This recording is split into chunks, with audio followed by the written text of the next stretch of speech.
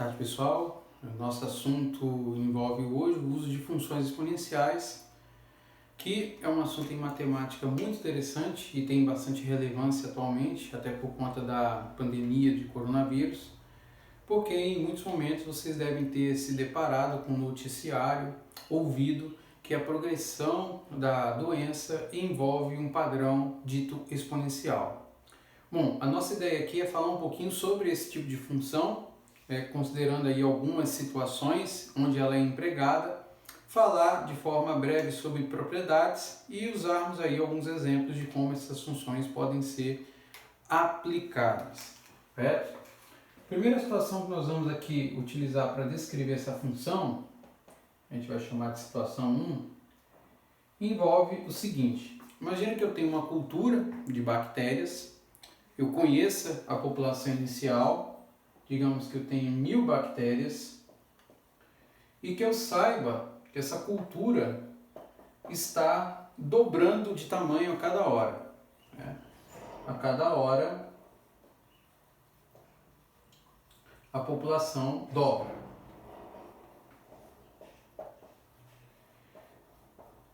O meu objetivo aqui num exemplo como esse, inicialmente, é pensar o seguinte: olha,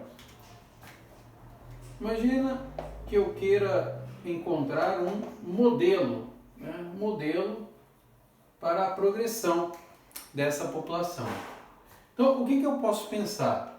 Se eu sei que minha população inicialmente dobra, minha população é de 1000 bactérias inicialmente, e que ela dobra de tamanho a cada hora, posso inferir que no instante t igual a zero a população era de 1000 bactérias, passado 1 hora ela dobrou, foi a 2000, em 2 horas ela chegou a 4000, está dobrando de tamanho, em 3 horas ela chegou a 8000, ou seja, ela está dobrando de tamanho. O que dá para inferir de forma muito básica nesses dados iniciais é que o fator de progressão dessa população é indicado inclusive no enunciado. Ele diz que a população dobra. Então, se dobra, tem um fator 2 aí de progressão.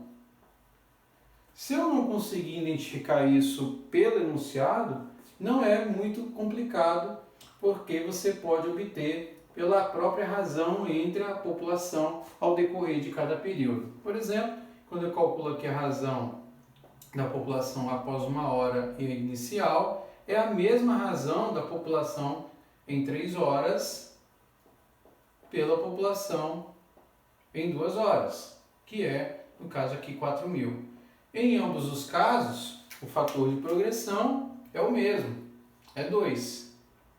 Então, com isso, eu posso ir além, eu posso pensar no meu modelo como algo que está multiplicado por 2, a um fator de 2. Então, a população, a princípio, inicialmente, ela começa em 1000 e em um fator de 2 ela vai se alterando.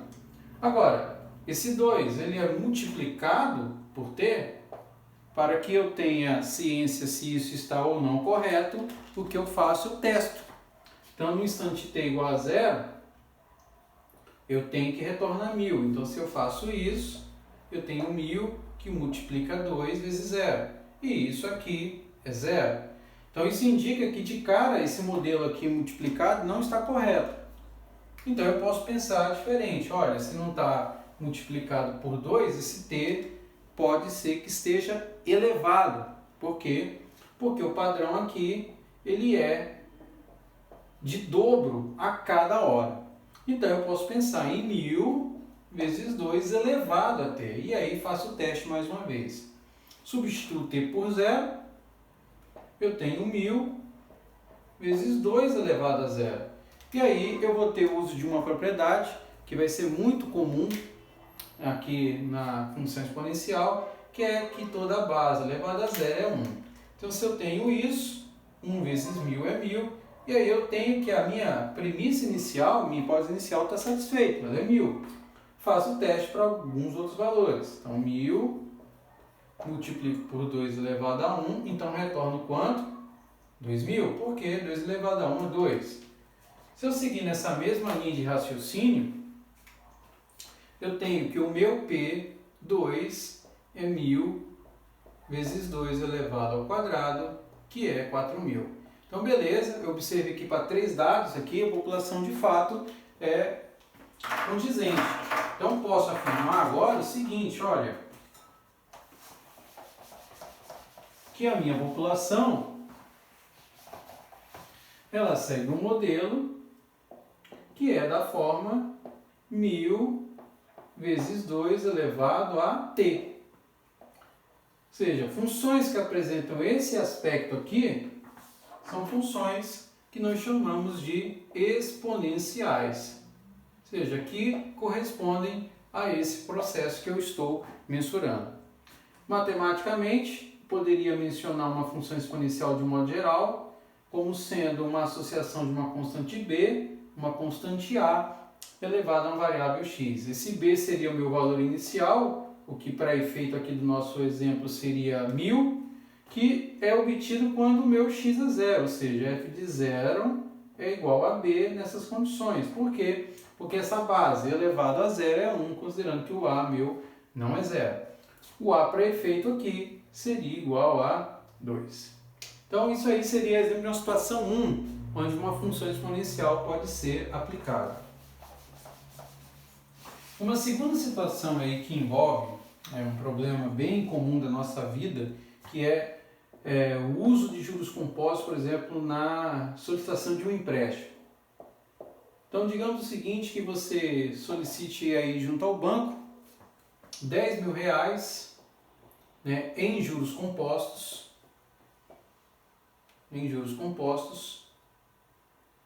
para serem pagos aí ao final de 3 meses, né, considerando que você vai trabalhar com uma taxa aí mensal de 3%. O que eu quero é calcular qual é o montante acumulado no final do terceiro mês. Então, a ideia original, que vem da matemática financeira, é calcular o montante como sendo a associação de capital mais juros praticados, que, por sua vez, são obtidos quando você pratica a taxa sobre o capital empregado. Dessa expressão de montante, nós podemos reduzir colocando o C em evidência como sendo o produto de 1 mais I. É a mesma coisa. O que nós vamos fazer é calcular isso para essa situação que a gente está descrevendo. Então, no primeiro mês, o que vai acontecer? Você tem um capital de 10.000,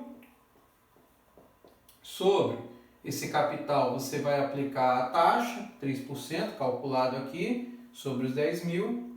O que você vai gerar a partir desse processo é o que nós chamamos de juros. E aí, somando-se esse valor gerado de 300 com os 10.000, o montante no final do primeiro mês é de R$10.300. Bom, seguindo a mesma linha de raciocínio, como é que eu obteria o cálculo do montante ao final do segundo mês? Então, o que eu tenho? Vou pegar lá meu M2, ele vai ser calculado como sendo o próprio M2 sobre a taxa calculada sobre o M2. E aí que vem agora o nosso processo. Seguindo a mesma premissa desse resultado anterior, eu calculo o meu M2, como sendo a associação do M1 calculado, que são os 10.300, mais os juros calculados sobre os 10.300, que é o que eu obtive aqui. Fazendo essa associação, os juros calculados aqui vão gerar R$ 309,00, e aí eu vou ter um montante acumulado aí de 10.609. Seguindo o mesmo passo do que eu fiz anteriormente, eu tenho o seguinte, que M2 é a mesma coisa que você colocar o M1 em evidência, que vai estar multiplicando por 1 mais I. Mas como eu sei que o meu M1, que é esse cara aqui, é C que multiplica 1 mais I, então eu posso escrever o seguinte, olha, M2 é igual a C que multiplica 1 mais I e que multiplica o próprio 1 mais I.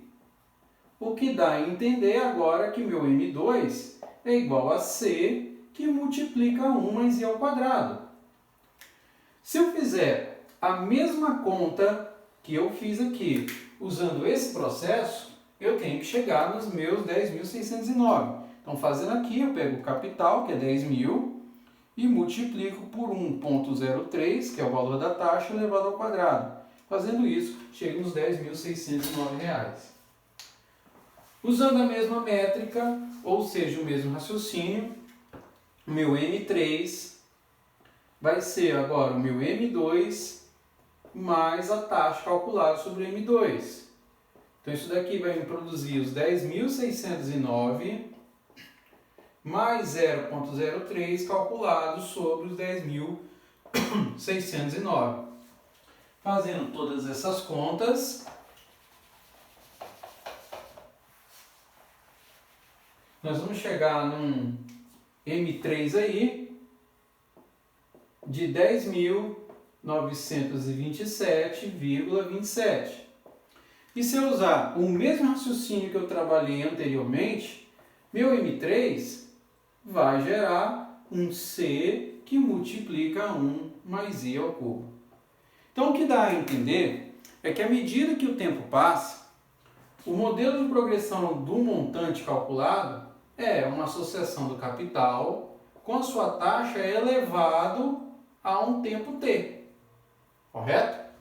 E eu observo que isso de fato funciona porque para os dois cálculos que você executa, para M2 e M3, o resultado é o mesmo. Eu tenho que o montante acumulado no final do terceiro mês é calculado dessa forma, que tecnicamente vai ser obtido dessa mesma maneira. E daqui eu concluo que também um modelo de progressão para juros compostos envolve uma representação exponencial, correto? Bom, vamos montar aqui alguns exemplos, né, de como essa função exponencial ela pode aparecer. Eu separei aqui uns dois exemplos, nós vamos utilizá-los aqui para poder trabalharmos o processo da melhor forma possível. Então, exemplo 1.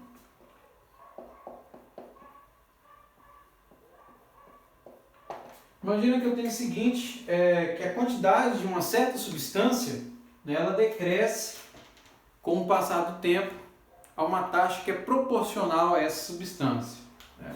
Então, a quantidade, vou colocar de maneira breve aqui, ela decresce a uma taxa proporcional.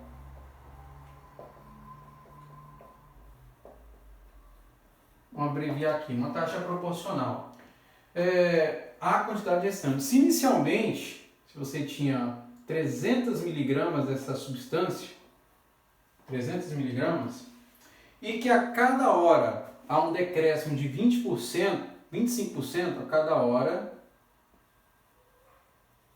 um decréscimo de 25% dessa quantidade, restante, eu quero encontrar qual a função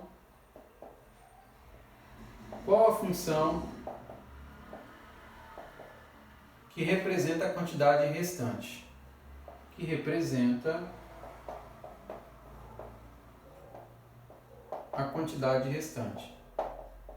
Então, a ideia é a seguinte, você tem uma substância que decresce a uma taxa proporcional, você tem inicialmente 300 miligramas e você sabe que a cada hora ocorre um decréscimo de 25% dessa quantidade. Eu quero encontrar qual é a função que representa a quantidade restante. Bom, a ideia é a seguinte, se essa substância decresce a uma taxa proporcional, ela é similar àquele exemplo que nós fizemos lá das bactérias, que elas dobram, né, a cada período. Nesse caso, eu tenho um processo de decrescimento em cada hora de 25% da quantidade inicial. Então, a quantidade que resta, se 25%, né, esvai, é da forma 0,75 elevado a t. Por quê? Porque se 25% está saindo, vão restar quanto? 75%. Tá, desse 75% que restou, por que eu estou elevando a T? Porque eu estou dizendo que essa taxa evolui a um valor o quê? Que é proporcional à quantidade restante. Então isso indica o seguinte, com base naquele mesmo exemplo, e aí nós podemos pensar mais uma vez uma função exponencial da forma b vezes a elevado a x, que a minha quantidade que resta, a minha quantidade que resta é da forma, vamos colocar Q de quantidade, é da forma 300, que é o valor inicial, vezes o A, que nesse caso é 0,75, elevado a um valor de T. Está correto esse modelo? Aparentemente sim. O que a gente faz? A gente testa ele. E ao testar, o que eu observo? Olha, no meu instante inicial, o meu Q0 tem que ser quanto? 300. Então, beleza. Então, 300 vezes 0,75 elevado a zero. Base elevada a zero é 1 vezes 300, 300. Ele está dizendo que a cada hora que passa é reduzido 25% do seu valor inicial. Então, significa o seguinte, olha, se eu trabalhar depois da primeira hora, 300, eu vou ter 0,75 elevado a 1. Ora, 0,75 elevado a 1 é o próprio 0,75 e, por sua vez, também pode ser escrito como 3/4.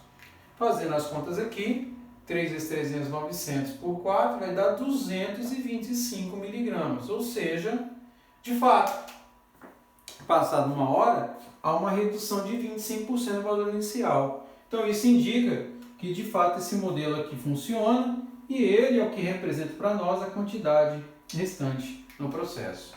É isso aí, esse exemplo, né, está resolvido.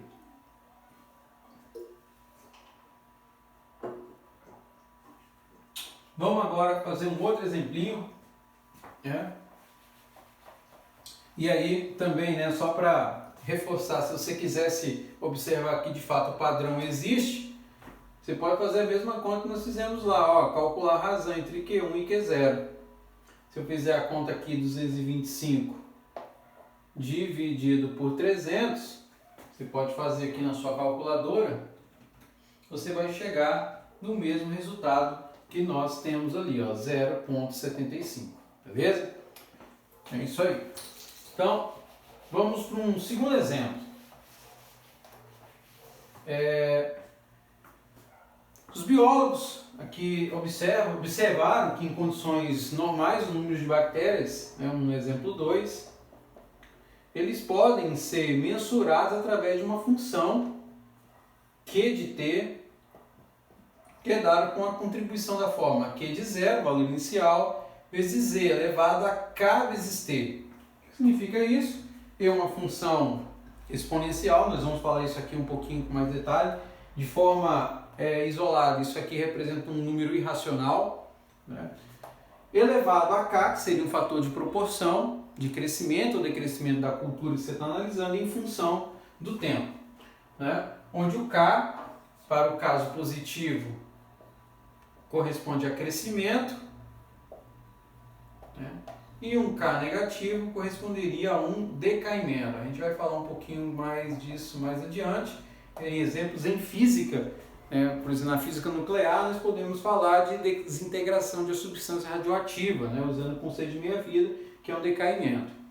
Bom, nesse exemplo eu tenho o seguinte, olha, considerando que o E é um número irracional, esse E aí, que tem um valor aproximadamente aí de 2,718, e que Q0 é a quantidade inicial de bactérias, ele faz o seguinte, olha, se uma cultura tem inicialmente 6.000 bactérias,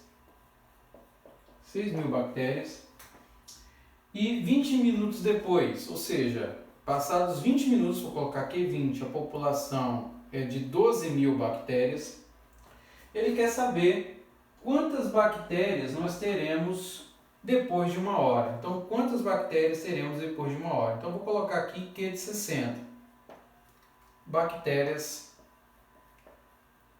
após uma hora. Essa é a ideia que ele quer que a gente explore para resolver o exercício. Beleza? Então, vamos lá. princípio inicial do problema aqui não é difícil de pensar, que é o seguinte: a gente sabe que a função Q é da forma Q de zero, exponencial de K vezes T. O que nós temos? Que o Q0 é 6.000, então o Q vai ser 6.000, que multiplica o E, que é 2,718, correto? E que eu sei que depois de 20 minutos, ou seja, quando o meu T for 20K, isso tudo vai ser igual a quanto? A 12.000. É isso que ele está mencionando. Ó, esse é o meu modelo. Q de 0 é 6.000, o L é um número racional que é 2,718. Depois de 20 minutos, T igual a 20, a população chega a 12.000. Ele quer saber depois de 1 hora. Bom, com base no que eu tenho aqui, o que eu observo é o seguinte, olha, eu posso deixar o 2,718 aqui, elevado a 20K, e esse 12.000 que eu tenho aqui, ele vai dividir por quanto? Por 6.000. Ele está multiplicando, passa para cá, dividindo. Então, fazendo as contas aqui, eu sei que 2,718 elevado a 20K vai ser igual a 2. E paro por aqui, não tem como fazer mais coisas. O que eu tenho agora? Daqui eu posso agora estimar o que vai acontecer depois de 1 hora. E aí que vem a sacada do problema. Porque eu quero calcular o Q depois de 1 hora ou 60 minutos. Então eu tenho Q0 exponencial de 60K. Correto? E olha que coisa interessante. Eu sei que Q0 é 6.000, não vou mexer com ele. O E elevado a 6K, a 60K, ele pode ser escrito como E elevado a 20K, que multiplica por E elevado a 20K, e que multiplica por E elevado a 20K. Ora, eu sei que meu E é 2,718, ou seja, 2,718 elevado a 60K. Então, eu tenho 2,718 20K vezes 2,718. Bom, ficou claro, né? O E elevado a 20K é, na verdade, esse cara aqui, ó. E elevado a 20K é o 2. E por que eu consegui sair do problema dessa forma? Porque, e nós vamos explorar isso nas próximas aulas, eu estou trabalhando com uma propriedade de potência. Multiplicação de potência mesma base, eu repito a base, faço aqui com expoente, eu somo 20 mais 20 mais 20, 60. Mas isso aqui representa a saída do problema, por quê? Porque esse meu E elevado a 20K, que é esse 2 elevado a 7128, é na verdade quanto? 2. Então isso aqui é a mesma coisa que 2 vezes 2 vezes 2. Ou seja, isso aqui é 8. Se isso tudo aqui é 8, e eu sei que o meu Q0 é de 6.000, então eu sei que passado 1 hora, a minha população de bactérias vai ser de 48.000 unidades. E isso finaliza o nosso exemplo. Beleza? Sem me adentrar em propriedades de potenciação mais específicas, consigo chegar no resultado desse exercício. E é isso aí. Nas próximas aulas nós vamos explorar um pouquinho mais esses exemplos de aplicação e aí voltando com mais ênfase nas propriedades. Beleza? Valeu!